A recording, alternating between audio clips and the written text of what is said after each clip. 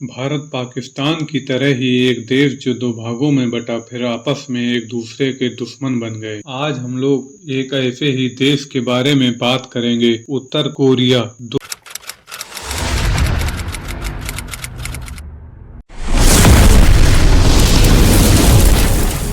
1918 ईस्वी पूर्व से 138 ईस्वी तक कोरियो वंश का राज था, जिससे इस देश का नाम कोरिया पड़ा। चीन तथा जापान से इस देश का अधिक संपर्क रहा। इस देश ने बाहरी हमलों को अनगिनत बार झेला। 1776 ईस्वी में इसने जापान के साथ संधि कर ली। 1904 से 1905 ईस्वी तक रूस जापान युद्ध के बाद यह जापान का संरक्षित क्षेत्र बना रहा। द्वितीय विश्व युद्ध के समय जब जापान ने आत्मसमर्पण किया, तब 1945 को याल्टा संधि के द्वारा 38वीं उत्तरी अक्षांश रेखा द्वारा इसे दो भागों में बांटा गया। उत्तरी भाग पर रूस का और दक्षिणी भाग पर यूएसए का अधिकार हुआ। अगस्त 1948 में दक्षिणी भाग पर कोरिया गणतंत्र का तथा सितंबर 1948 ईस्वी में उत्तरी कोरिया में कोरियाई जनतंत्र की स्थापना हुई। दोस्तों, द्वितीय विश्व युद्ध से पहले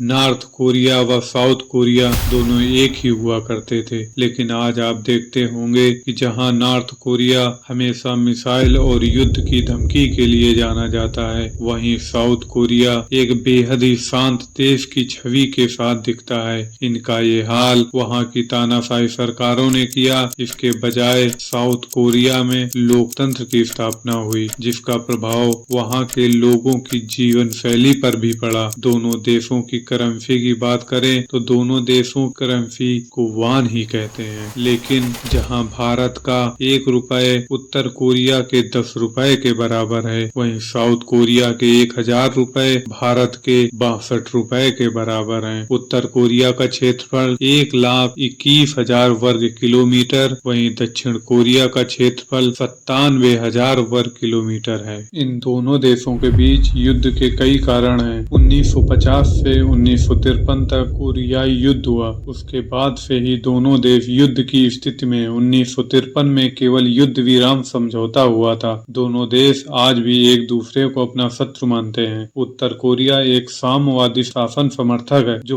किम परिवार के अधीन चलता है। वहीं दूसरी ओर दक्षिण कोरिया एक लोकतांत्रिक व पूंजीवादी व्यवस्था वाला देश है। उत्तर कोरिया का परमाणु कार्यक्रम एक बड़ा विवाद का मुद्दा रहा है। उत्तर कोरिया ने कई परमाणु परीक्षण किए हैं, जिससे उसके आसपास के देश हमेशा खतरा महसूस करते हैं। इन दोनों देशों के बीच युद्ध पुनः शुरू होने की स्थिति में हैं। एक दूसरे को लगातार धमकी दे रहे हैं। नॉर्थ कोरिया ने अपने बॉर्डर पर समस्त बल तैयार कर दिया है। अब अगर एक भी साउथ कोरियाई ड्रोन हमारे क्षेत्र में दिखा तो युद्ध निश्चित है। दरअसल नॉर्थ कोरिया कहता है कि साउथ कोरिया अपने ड्रोन हमारी भूमि पर बार बार भेजता है। हालांकि साउथ कोरिया इससे पूरी तरह नकारता है। आज की जानकारी अच्छी लगी हो तो वीडियो को लाइक करें। ऐसे वीडियो के लिए चैनल को सब्सक्राइब